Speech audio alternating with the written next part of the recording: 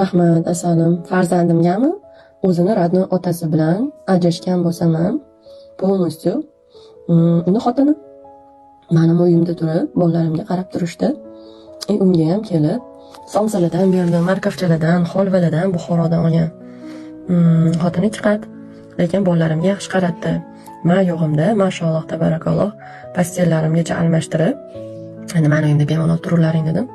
Polni kirlarni yuvib, uylarimni uborka qilib ketibdi. Yaxshi hayol uchrabdi, mashalloh, mashalloh.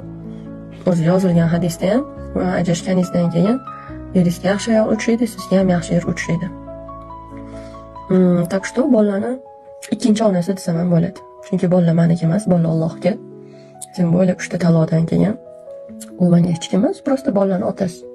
Lekin qaysi ayol yo'g'imda kelib erini bolalarga qaraydi. Dinda bo'lgani uchun, islomiy qiz bo'lgani uchun Alloh rozi bo'lsin undan. Misklagacha, o'qiydigan istig'forligacha olib kelib berdim.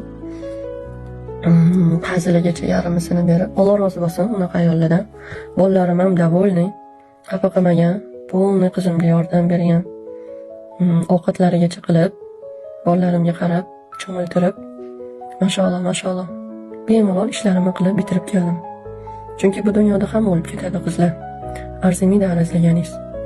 Tем более hamma baxtli bo'lishga haqli. Ularga men baxt tilayman, o'zimga ham baxt tilayman. Shok bo'lib, og'zinglarni ochib eshitib turgandasizlar. Allohga o'zi qalbingizga solib qo'yadi xotirjamlikni. Allohga yaqin yuring, qadarga ishoning, bo'ldi, qadar Alloh.